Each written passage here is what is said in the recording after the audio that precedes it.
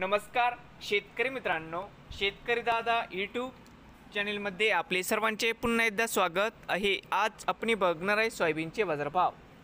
परभणी जिल्ह्यातील आजचे सोयाबीन बाजारभाव। सर्व शेतकऱ्यांनी हा व्हिडिओ संपूर्णपणे बघा, कुठे स्किप करता। बाजार समिती परभणी या ठिकाणी आवक 220 क्विंटल, कमीत कमी दर 4450, सर्वसाधारण दर 4500, या ठिकाणी जास्तीत जास्त दर 4525 रुपये क्विंटल। तर मित्रांनो, सोयाबीन दरामध्ये होत आहे सुधारणा। पुढील